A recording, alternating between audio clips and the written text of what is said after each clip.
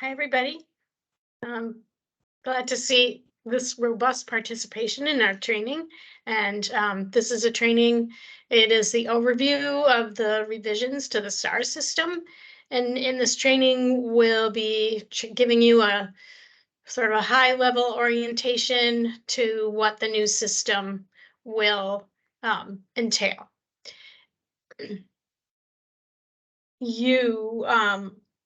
This is going to be 4 credit in your credential account for Northern Lights.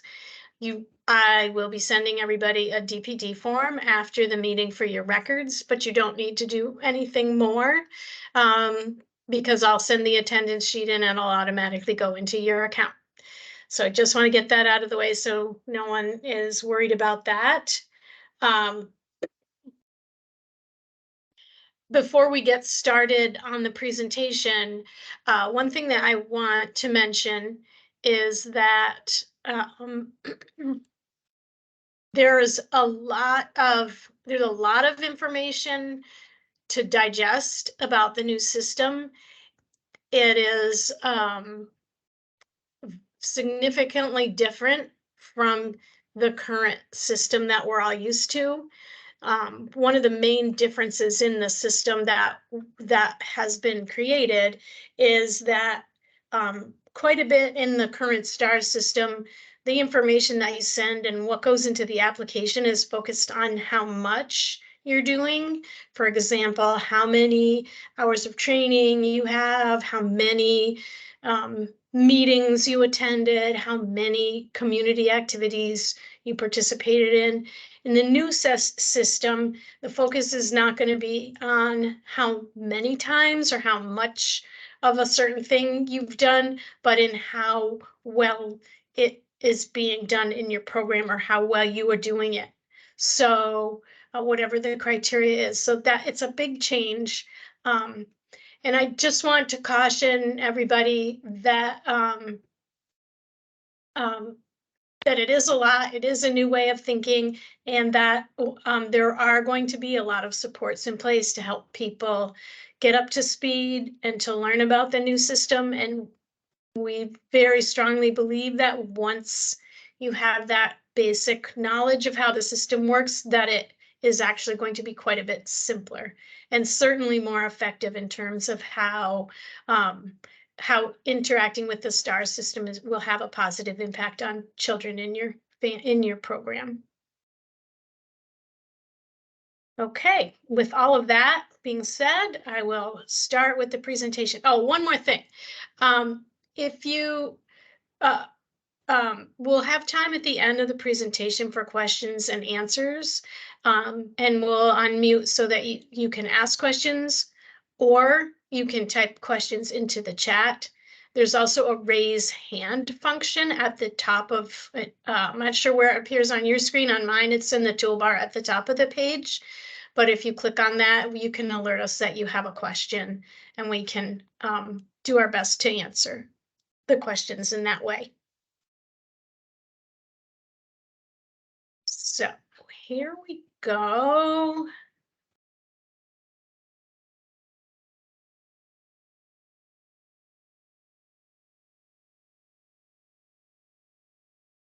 Okay, and Maggie, can you confirm that what you see on the screen says STARS revision for me? That is exactly what it says. Okay, perfect. Okay.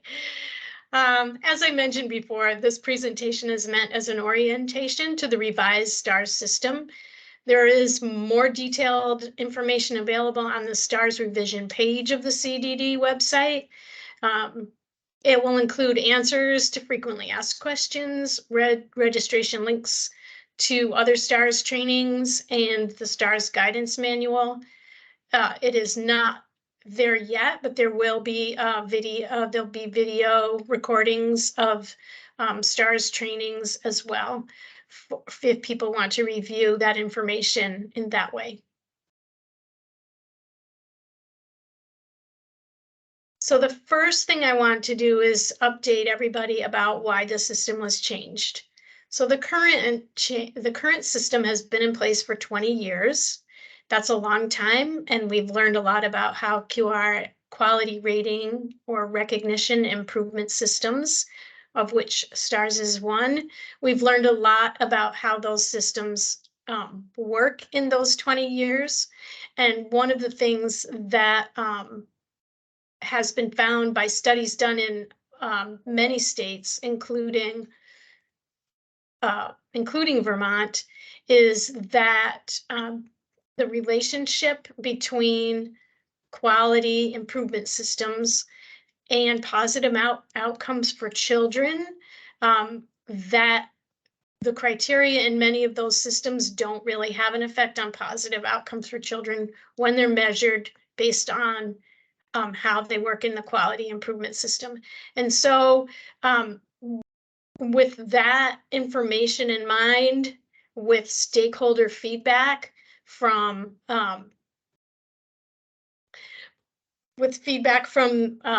the field of early childhood and after school programs in the state of Vermont, the decision was made to revise the system and change the criteria significantly.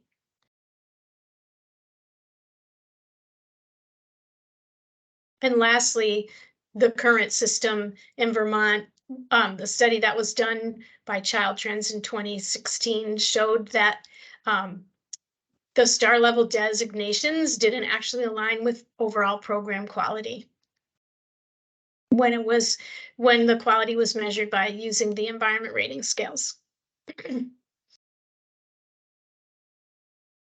Okay, so in the new system, the criteria for elements of quality are directly linked to positive outcomes for children, as I mentioned.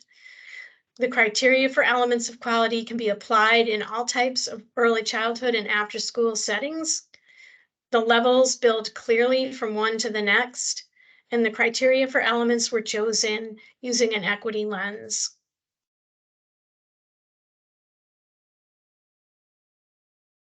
The focus for nearly all the standards of the new system are on adult-child interactions and forming supportive relationships, because we know from research that the quality of interactions is one of the few things that's been proven to have an impact on positive outcomes for children. So the elements of quality in the new system have been are very strongly focused on those.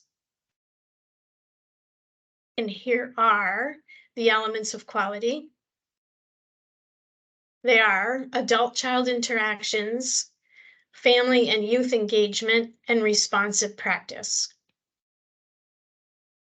Adult-child interactions can be defined as mutual or back and forth action or influence between a child and an adult. This back and forth action is rooted in communication as adults and children work or spend time together. Nurturing, supportive, and reciprocal adult-child interactions are foundational to the learning process and are adjusted in STARS and measured using the CLASS tool, or which stands for the Classroom Assessment Scoring System, or the TPOT and Tippy Toes, which is the teacher teaching practice observation tool, and the Tippy Toes is the teacher observation tool for infants and toddlers, and that's used in program that will count in STARS for programs that are early MTSS implementation sites. And for after school programs, we will continue to use the program quality assessments from the Weichert Center. The family and youth engagement element of quality, we define family engagement as shared responsibility in which schools or other community agencies and organizations are committed to reaching out to engage families in meaningful ways, and in which families are committed to actively supporting their children's learning and development. And we define youth engagement as reaching out to youth to ensure youth voice and participation in program planning and reflection on all programmatic aspects. And programs will be using the Strengthening Families Program Self-Assessment or the Youth Thrive Assessment to get information about how they can improve their family and youth engagement practices in the new STARS system, in the revised STARS system. And lastly, responsive practice is defined as teaching strategies that are specific to individual children and youth's interests, needs, and developmental level. Family culture, language, racial and ethnic diversity, and gender identity. So that's a lot to be responding to. Responsive practice requires awareness of one's own views about difference and the ability to understand the varying cultural and community norms of children and their families. Responsive teaching and caregiving bridges gaps in communication and understanding so that supportive interactions between children, youth, program staff, and families can occur. If you want to get more information about the elements of quality and the definitions of the terms that we're using in the new system, those are also available on the STARS revision site in the STARS guidance manual. And I do want to say one thing about the guidance manual. There's a lot of information all in one place. And I would recommend when you're looking at the manual to look at sections at a time. And I might even recommend starting with the definitions section because I think they'll be looking at the terms and seeing how they're going to be, their definitions that are going to be used in the system can really help give you an idea of some of the things overall that are going to be in the new system. And I see there's something in the chat, so let me just stop. And the question, where can we access information after the training? So that will be on the STARS website if you go, and there's a, we'll put a link to that in the chat. Okay, so now we've talked about what the elements of quality in the STARS system are, and next we're going to talk about how they're going to be used in the system. The elements of quality are going to be used in the system by being incorporated into a continuous quality improvement plan. Each program that participates in the STAR system will have a continuous quality improvement plan or a CQI plan. And each element of quality will have have a separate part of the plan to demonstrate how you're working on it. The purpose of the CQI plan for STARS is to guide us as early childhood educators and after-school program staff in implementing positive changes in our practice with children and youth. It keeps us focused on the improvement process and builds on existing quality to attain higher standards. And as I was mentioning before, when we think about the current STARS system, a lot of what we think about is how much programs are doing of various activities, and the continuous quality improvement model helps us change our focus and think more about not just how much we're doing, but how well we're doing it. And the hope is that if we're doing it well, then others will be better off. So and to speak a little bit more about the continuous quality improvement plan. The continuous quality improvement plan is based on improvement cycles, such as it's very similar to the cycle of inquiry, if you're familiar with that, or the scientific method. And in those improvement cycles, programs identify a goal. They identify activities that will take place to work toward the goal, and they identify a way of measuring to determine if the goal has been met or not. And then at the end of that process, if the goal is met or not, depending on if the goal has been met or not, the program can decide to continue to work toward that goal, or to plan another goal to work toward. And that's a very basic overview of how the CQI model works.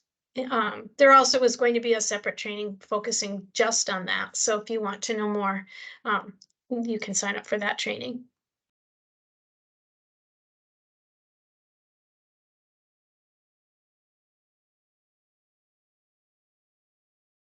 This is a diagram of how the CQI model will work in the program.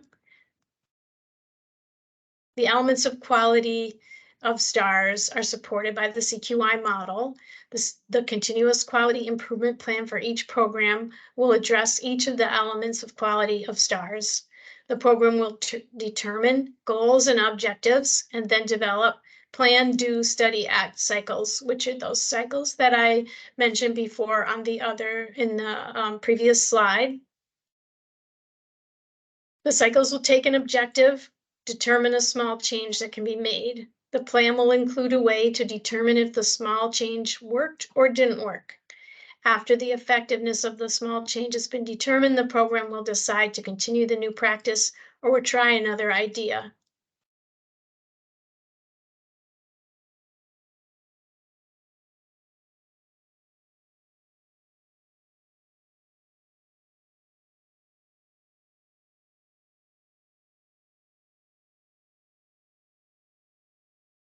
The STAR system will continue to have 5 levels. Each one of the levels is defined by another step in the improvement process.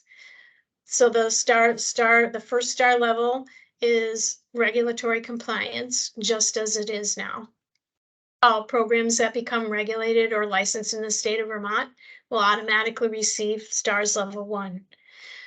To achieve higher STARS levels, the program will demonstrate knowledge and implementation of the elements of quality, as well as the strategies they used to improve in a portfolio style application that will include a CQI plan. As I mentioned, the first level is regulatory compliance. STARS level 2 is a self-study in which the program will participate in a self-study process where they'll determine which of the criteria and standards for STARS they meet, and they'll develop a CQI plan based on that self-study process. The standards that a program must meet at STARS level 2 all have to do with demonstrating knowledge that the program staff have in very specific areas that are intended to be supportive of practices of the elements of quality, adult-child interactions, family engagement, and responsive practice.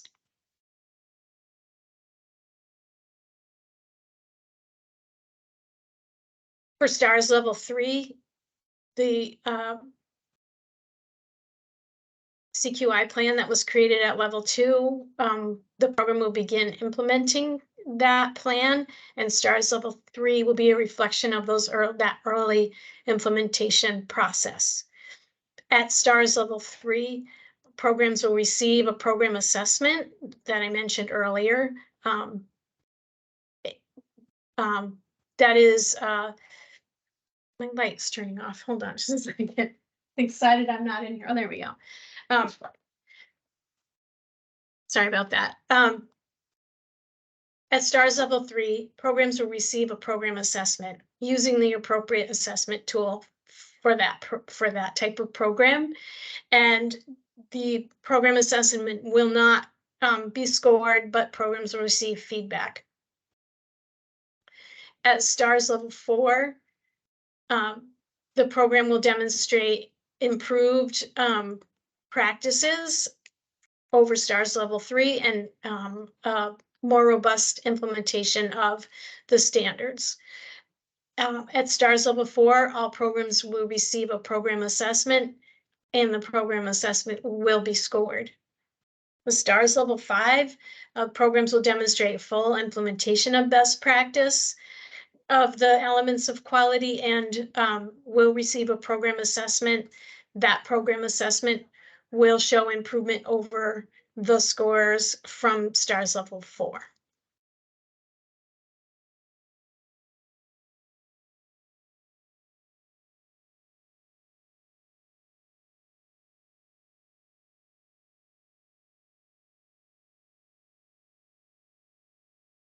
Okay. This is a diagram that shows how the STARS levels build upon each other. As you can see, if you look across the top of the diagram, there, each one of the elements of quality is depicted there, and each level of quality is included in each step of the STARS system, and each one of those steps is supported by the continuous quality improvement plan. The STARS Level 2, as I mentioned, starts out with verifying the program staff have the basic knowledge that they'll need to implement the steps of the STAR system going further. And there's a question in the chat. Will there be a minimum score needed to achieve level 4 or 5? So we've identified scores in the median range for level 4 and scores in the high range for level 5 and those scores would be defined by the authors of the tool, but that is not, that's going to be one of the things that we're going to learn more about as we do the pilot of the STARS system, and it may be that scoring, that the specific, what we call cut scores, may be changed, or it may be that rather than showing specific scores, that programs are able to show improvement in the scores they received. So that's right now it's in the median range and in the high range, but that's not to say that is absolute that it will continue to be that way.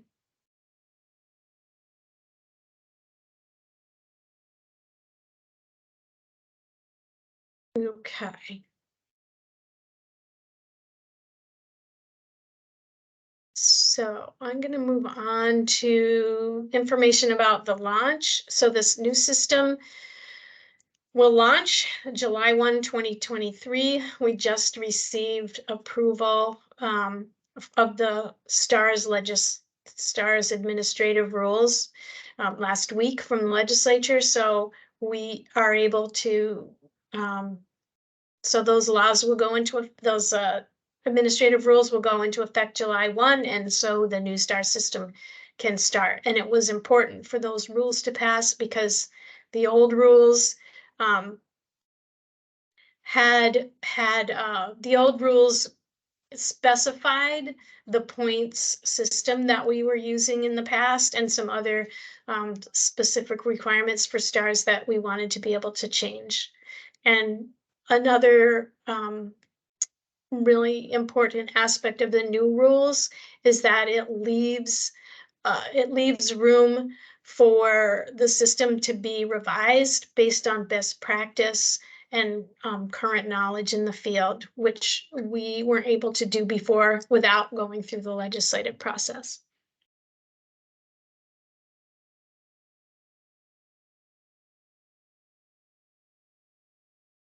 So for the first year, as I mentioned, the first year of the STARS system will be a pilot year. So that means that all programs that are applying during the pilot year will be protected against a decrease in their STAR level.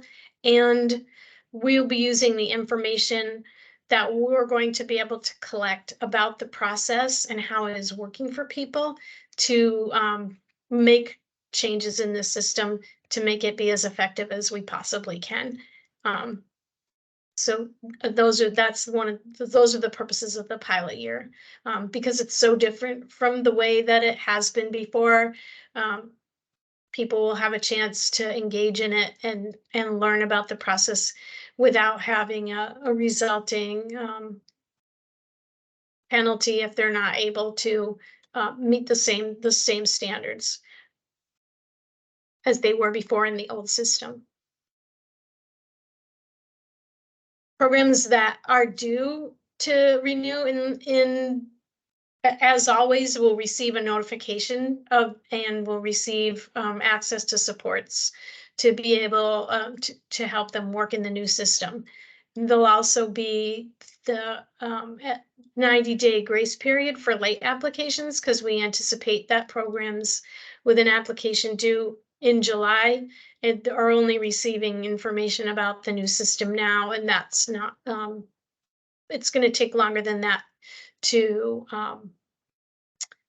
pull together the necessary planning and collecting of documents that programs will need to do to apply in the new system.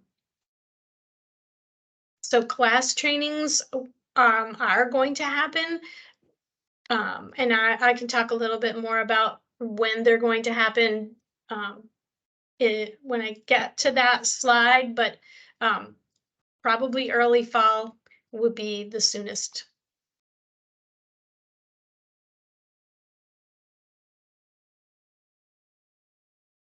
And just backtracking to renewals for STARS certificates. If you're everybody who has a current STAR level, the next STARS application will be due when their current certificate expires. So the programs whose certificate expires between July 1, 2023 and July 1, 2024 will be applying during the pilot year, and everybody else will be applying when their certificate expires either in 24, 25, or 26.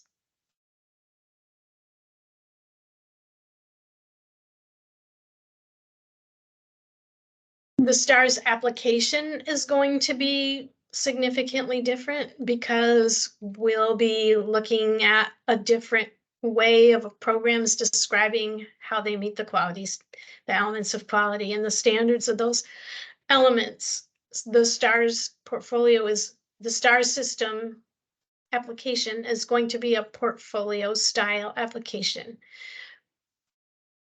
Essentially, the portfolio is a software platform, and its main function is for you to download documents into it that you have generated in the course of your PDSA cycles, things like meeting notes, curriculum plans, child observations, much like how you would input information into a TS Gold portfolio, but it isn't going to be TS Gold. So we're working on developing that application, and we have some internal state government processes that we have to go through. And that will take a little time. So the portfolio style application is not likely to be ready for July 1, but we will have another way that programs will be able to apply and submit their information until the portfolio application is ready for us to go ahead and use.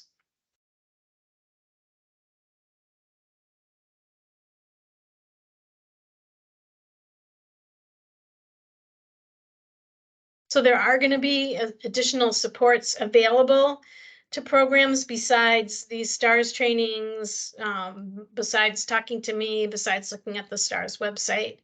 And those supports will be provided by SPARCS. SPARCS stands for the System for Program Access to Resources for Quality Supports, and we'll never call it that. We're always just going to call it SPARCS using that acronym. SPARCS is going to be managed by Vermont AEYC, and the Spark system will be able to be accessed on the Vermont AEYC website. They are in the process of developing the system and hiring and training the personnel as we speak. As soon as those two processes have begun, and there are services that can begin to be offered, that will happen. We anticipate that will be during the summer and early fall. The supports that Sparks is going to provide include assessments for programs for the purposes of STARS. It includes the Vermont Early Childhood Network management, and it will also include coaching, mentoring, training, a resource library, and referrals to other organizations that can support program quality and provide resources to programs. Sparks will be providing support for programs with their STARS application, but it will also be providing a range of services that's much broader than that, and that will be customizable based on the needs of programs, and will be for all regulated early child and after school programs, not just those that are participating in STARS.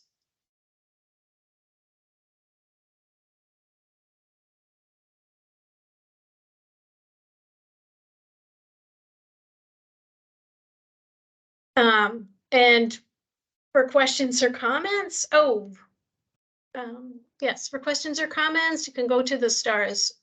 This is the email for STARS.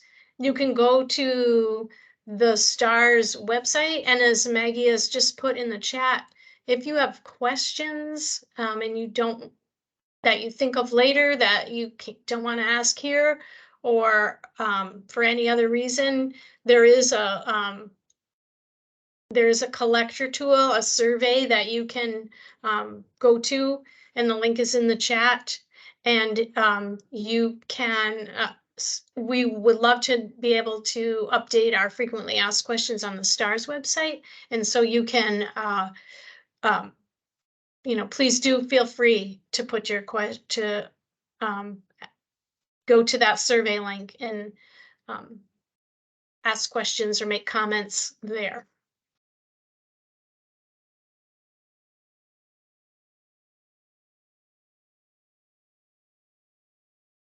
Okay, I'm gonna stop sharing now.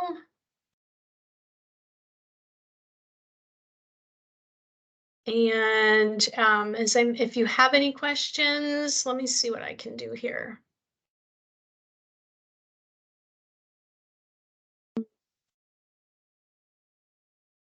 How did I do this last time?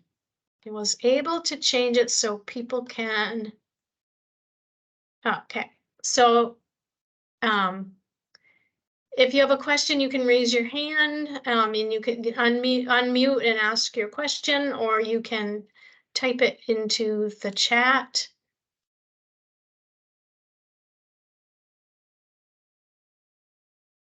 Wait a few minutes for folks to think about what questions they might have.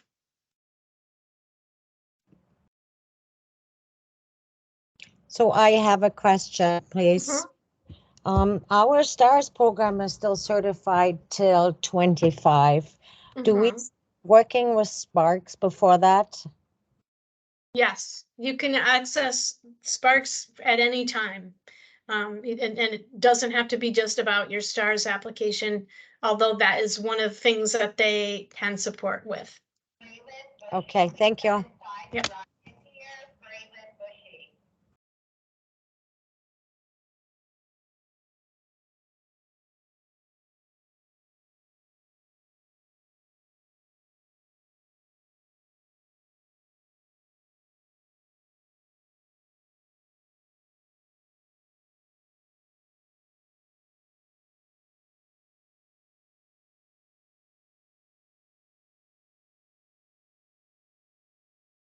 Joanna, Carrie asked again about the class observations when they might be beginning. Did you get that question? Oh, no, I didn't see that.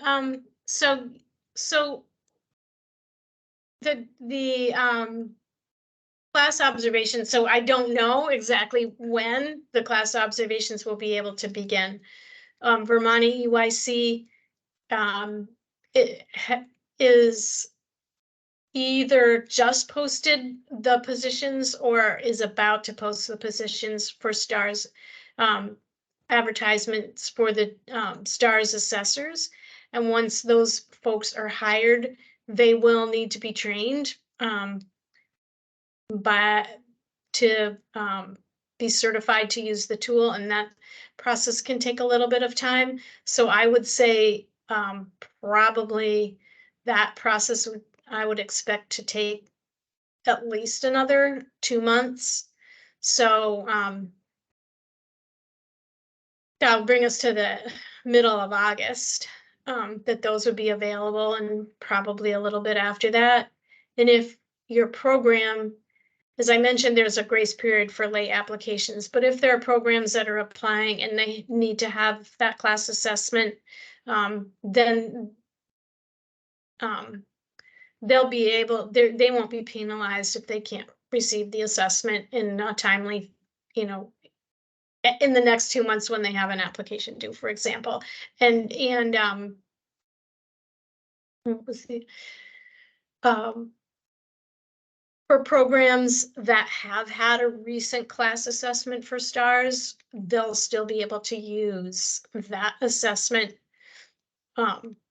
from for their next cycle of a class of the STARS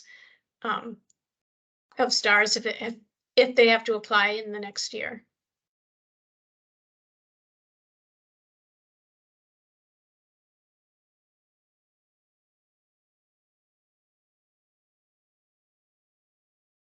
Does it behoove us to, so there's a question, does it behoove us to renew during the pilot year so we can get the benefit of not losing STARS the first time around? I would say that I hadn't thought about that programs might want to use that strategy. You can reapply to STARS at any time, and it might be helpful for this if you're only a few months after the pilot. So yes, it probably would behoove you to renew during the pilot year, and it would really be helpful for the system to it would be helpful for us to get information. I mean, the more people that interact with the new system, the more information we'll be able to get about how it's working. And also it'll be helpful to your program to have gone through the process when you don't have to worry about whether or not you'll increase. So yes, I think it would work all the way around. Thanks for that question.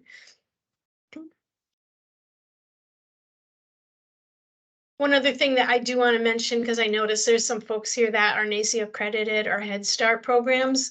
There is the same streamlined process for NACCE accredited and Head Start programs, and NAFCC accredited programs will be in place. Crosswalks were done with the Head Start standards and the new standards of the STARS system, and so those will be so those programs will still automatically receive 5 stars. So how often will a class assessment need to be done after the initial assessment? So a class assessment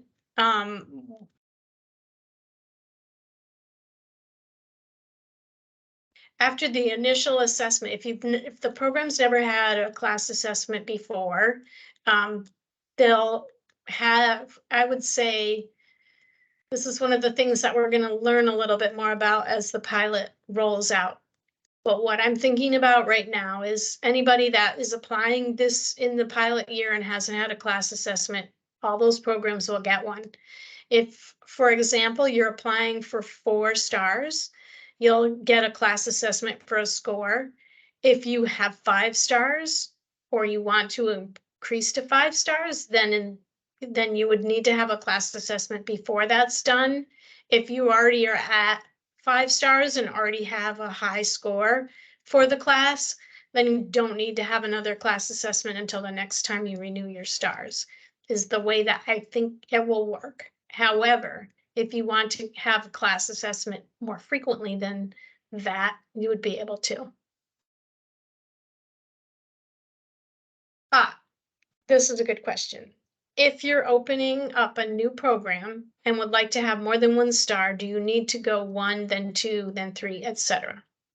So no, everybody will start at 1. If you're opening a new program, you'll automatically get 1 star. What you don't need to apply for each level of stars beyond that. You can determine which level you think your program is at and apply at that level. For example, if you wanted to apply for 3, 4, or 5 stars, you could, and your CQI plan as part of your application would only need to be for the level that you're applying for, but you would need to show that you have met the standards for the levels below. So if you're applying for 4 stars, you would need to show that you met the standards for 2 and 3, as well as your CQI plan and documentation that you meet the standards for level 4.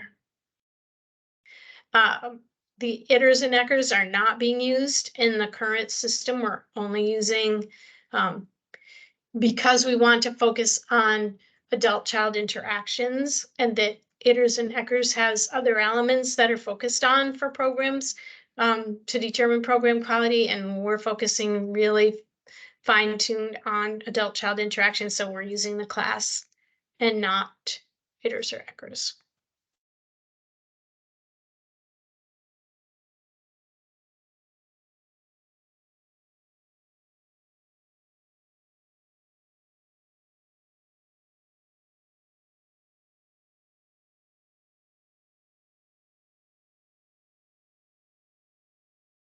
Here's the question. Was there any thought of using QSIT versus class?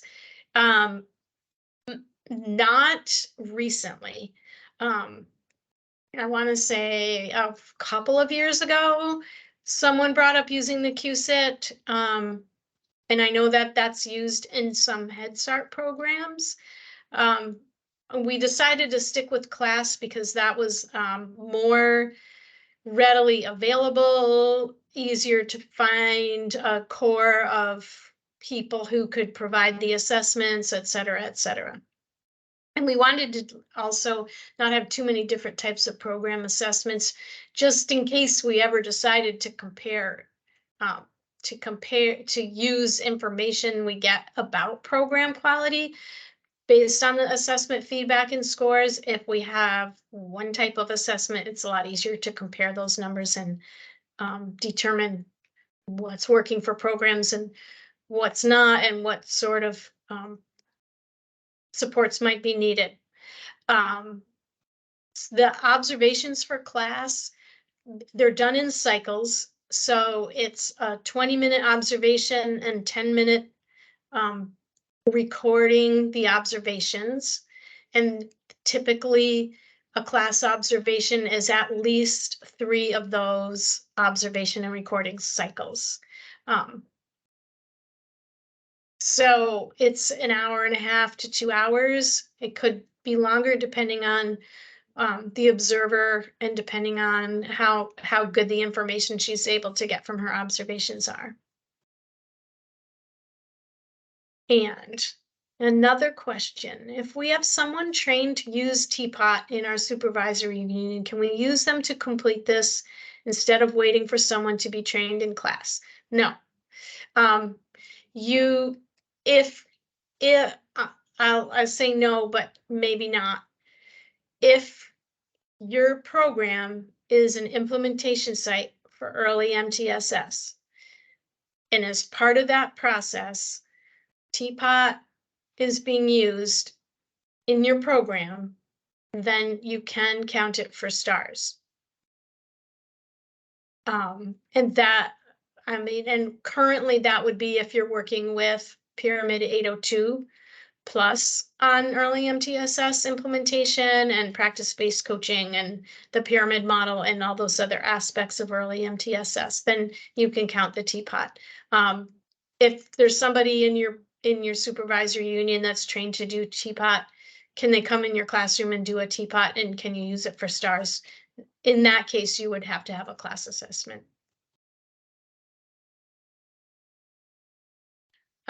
You do not have to use both teapot and class. It would be one or the other. The class,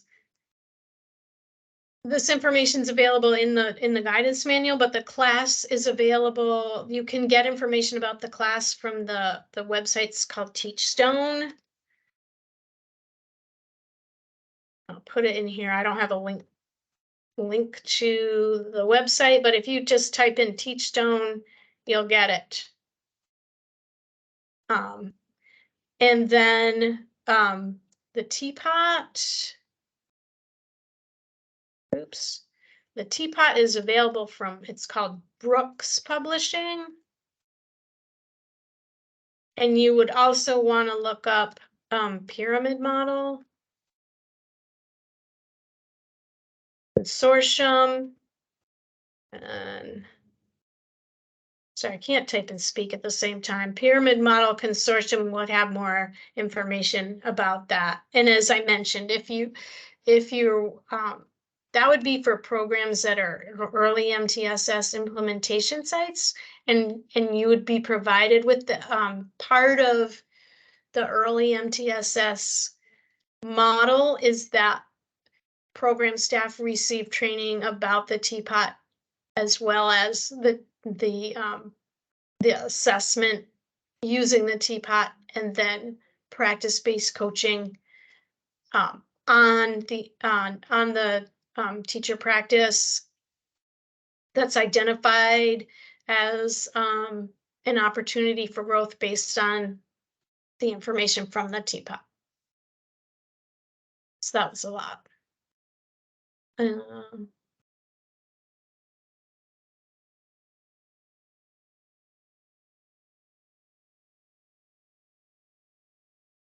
Any other questions? My light went off again. Let me move around, it'll turn on. There we go.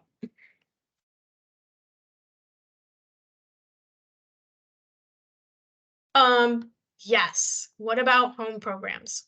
So currently for home providers, the way that has worked in the past, and I believe it will continue to work this way, but this will be another thing that we'll be able to determine better during the pilot year. The class will be used, and this will be up to the observer to determine prior to by asking you about your program prior to the time they come to do the observation. They will either do separate observations for each of the age levels that you have in your program, because as you know, the class is divided up into infant, toddler, and preschool, or it's preschool through 3rd grade now.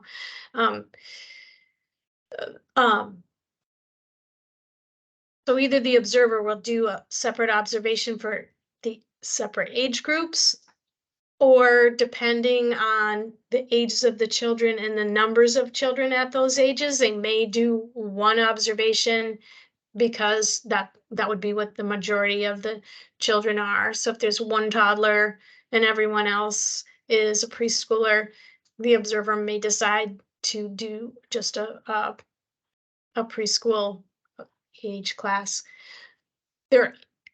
Teachstone is developing a class for family childcare, but it hasn't been completed or published yet. And once it does, then we'll adapt that in Vermont. But for now, we're kind of using that sort of a workaround for family childcare.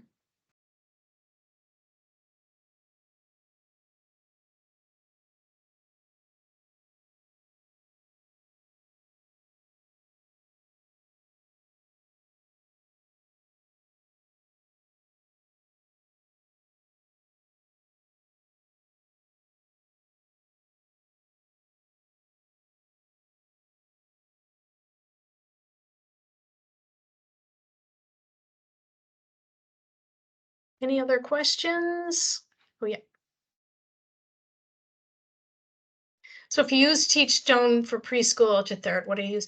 So there's an infant class, a toddler class, and a preschool through third class. Each classroom, if you have a multi-classroom program, each classroom will have its own observation using the assessment tool appropriate for the ages of the children in your classroom.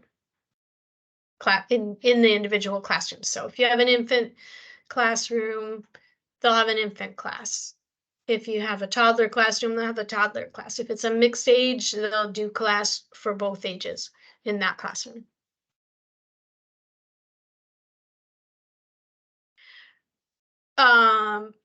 So the question, and the next question is how to get the training for early MTSS and the pyramid model consortium. So those, if your program is selected as an implementation site for early MTSS, and that process is happening currently through the AOE, although they are, it's not just public preschool programs that are being selected as the implementation sites. If you are an implementation site, you will receive the trainings. And beyond that, I actually, you could access trainings through the pyramid model consortium. They would be at a cost, and the way that STARS is organized now, it wouldn't necessarily behoove you to do that, because you would be, anyway.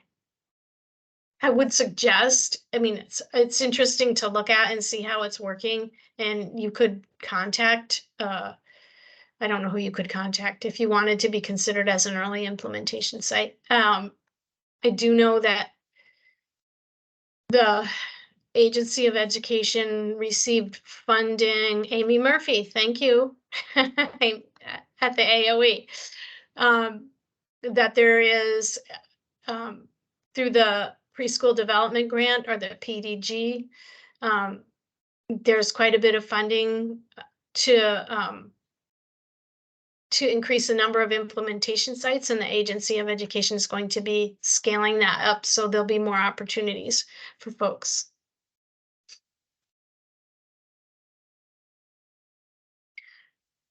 Ooh, here's a good question. Will STARS continue to be tied to CCFAP? If not, what's the motivation? I've already heard programs that don't see that. So whether or not STARS continues to be tied to subsidy is yet to be determined. What it looks like it won't be, but we don't know for sure. We don't know for sure. It depends what happens in whether or not the childcare bill, the governor's veto of the childcare bill is overridden. But even if it is, in the governor's original budget, he was proposing to untie STAR levels from CCFAP. So it's likely that will happen, whatever happens legislatively next week. I've heard that programs saying they don't see the value if it's not tied to CCFAP, and I would say that it's unfortunate that that would be unfortunate, and that there are lots of programs that I believe will still want to engage in continuous quality improvement, whether or not they're receiving um, a higher subsidy rate for doing so. Um, um, and for you to be UBK qualified, programs will still have to have 4 stars. And to be specialized care providers, programs will still have to have 3 stars. I just looked in my stars data and there's 405 UPK programs currently, according to my records. So that's about half the programs in stars now. We do anticipate that some programs are going to drop out, and that's to be expected because we also know that lots of folks were participating for that specific reason, to receive a higher subsidy rate for their families. And it's actually a good thing that in the future, all families will receive the same rate regardless of regardless of what the program is that they're able to enroll their child in and have access to.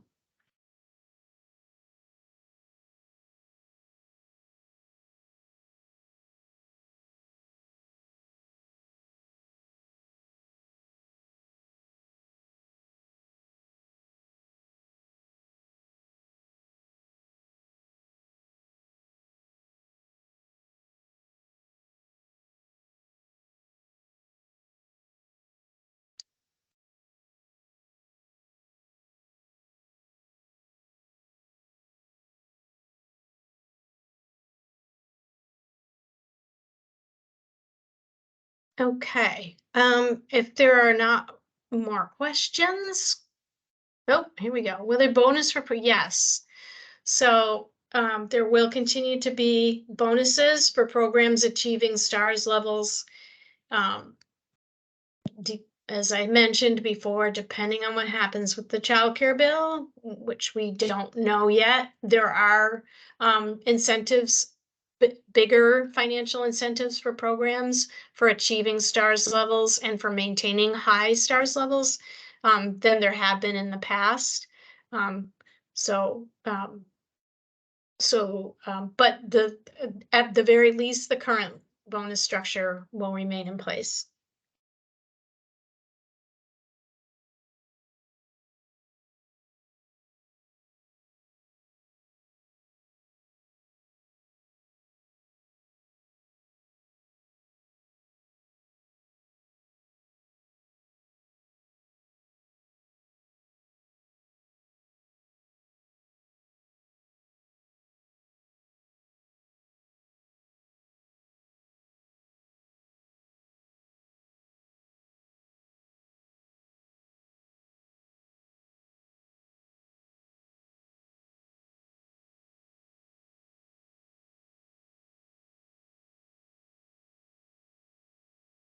As I mentioned before, everyone's going to get maintenance bonuses too.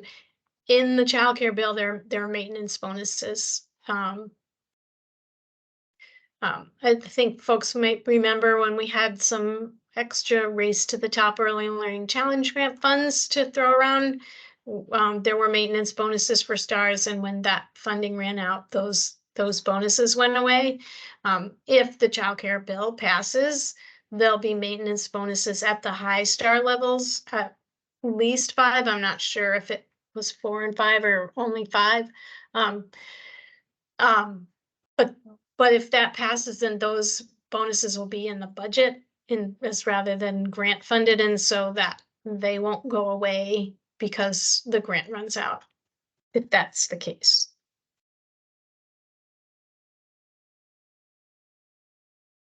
As I mentioned, I'm going to be sending each of you, attached to an email, your DPD form so that you can have it for your records.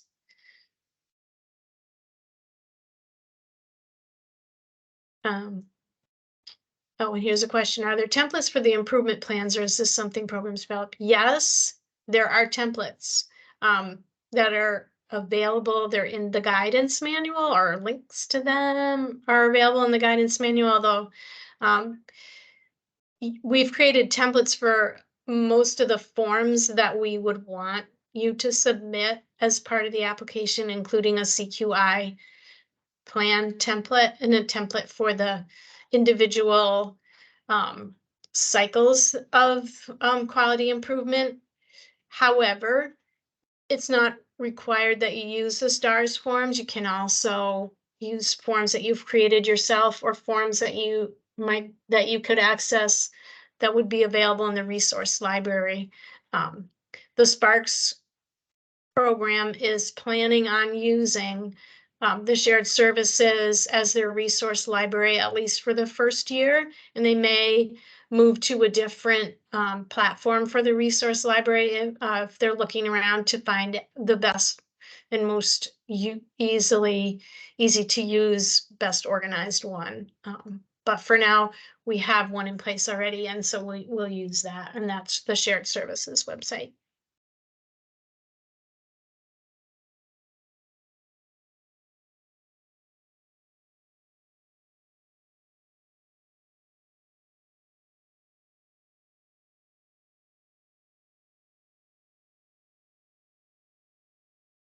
And as a question, can we access the application prior to the STARS renewal date? So if I'm understanding your question the way that you mean it, what when you're ready to work on your application, let me think about this a little bit.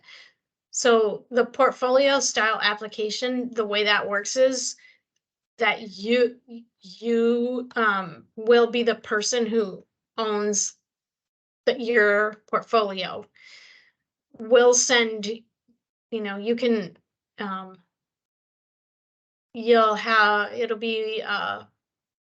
go to the website that hosts the portfolio application. You'll have a login and a username and all that stuff, and then it'll be your portfolio. So you'll be able to access it at any time.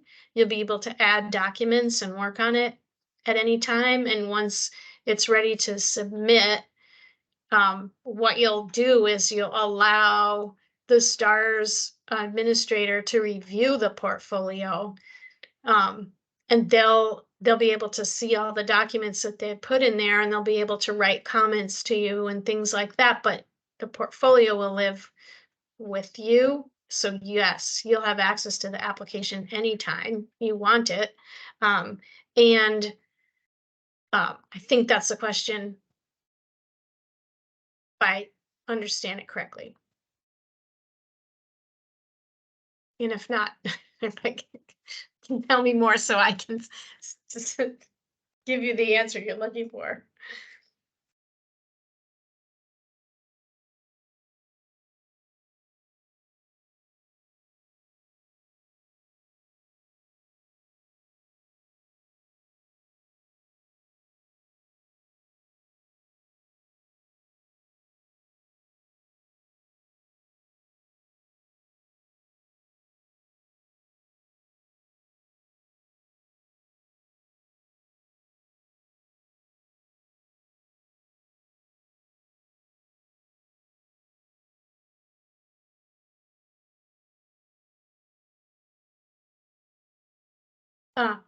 Okay, so you can see what information is needed before you start the process. So, you'll be able to see what information is needed by looking at the guidance manual, because the actual application is really going to be, as I mentioned, it's a portfolio style application. So what you'll receive is going to be blank, and you'll be filling it out based on what the information is that based on the information about the standards that's in the guidance manual. And you what else do I want to say? And as Maggie mentioned, the main part of your application will be your continuous quality improvement plan.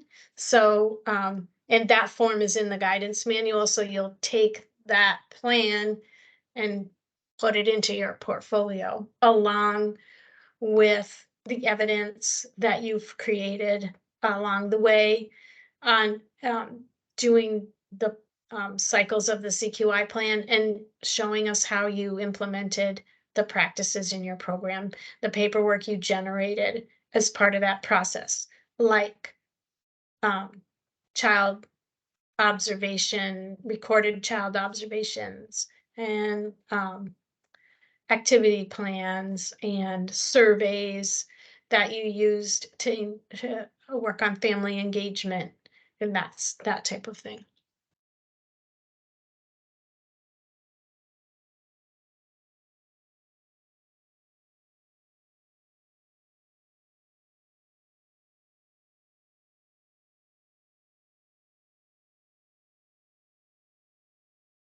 Oh, okay. So it says here, some of the links in the resource section of the guidance manual are prompting for a state level login.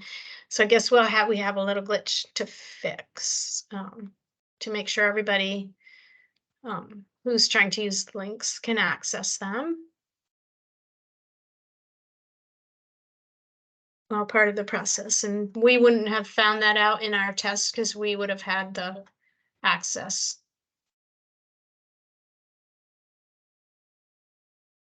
Okay.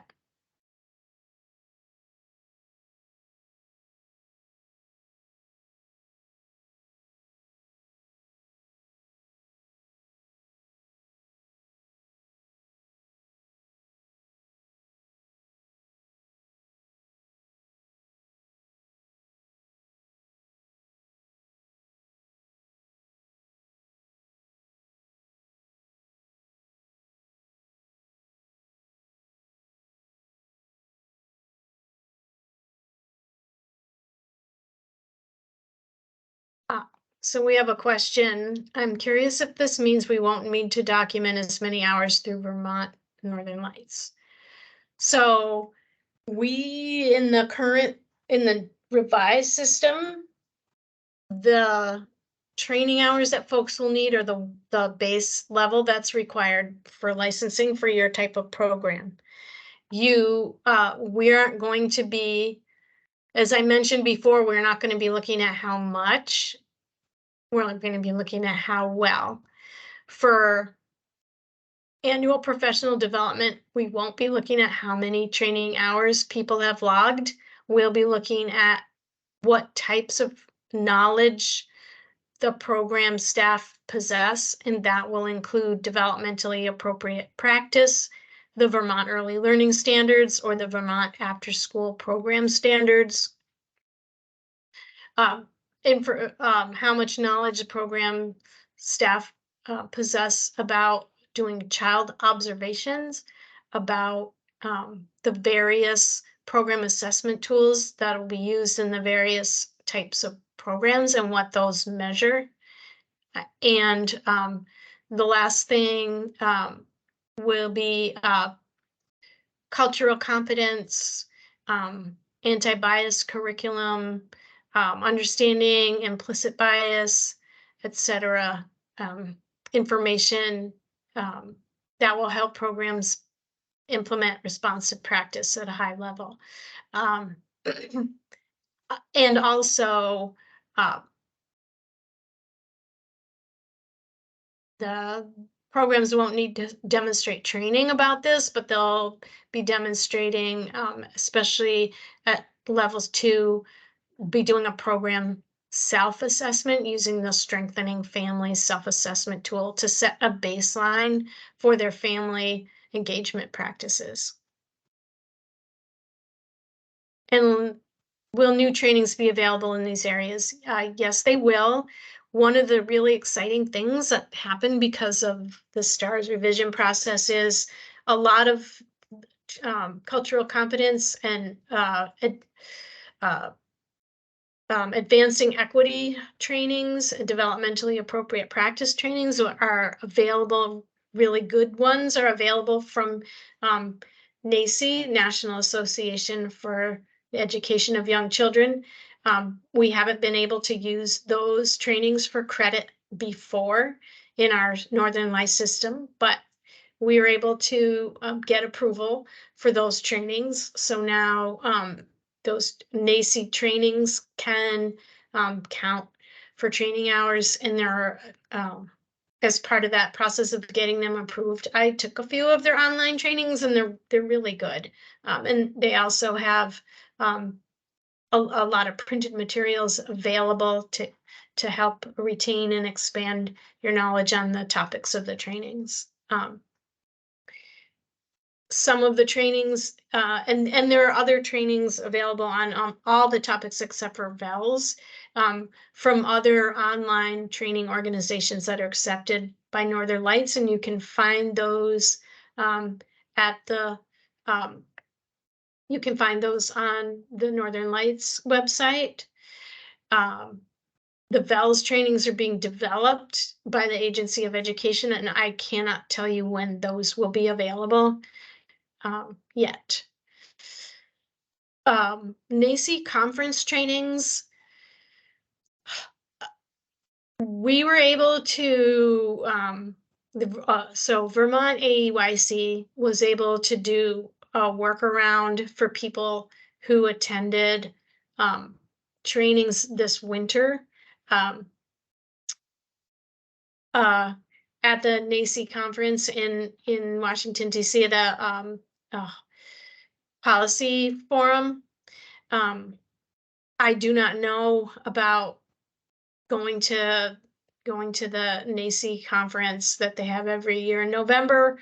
The trainings that for sure are going to count now are the online trainings that are available on the NACE website.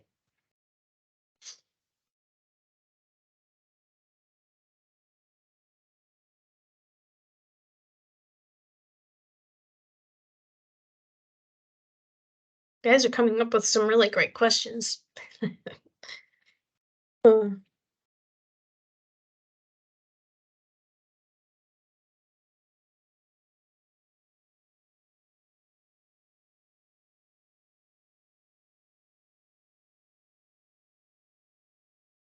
Okay. So what I'm going to propose to do is, if folks do not have any more questions, then we can conclude the training a little bit early and give everybody back a few moments to their day.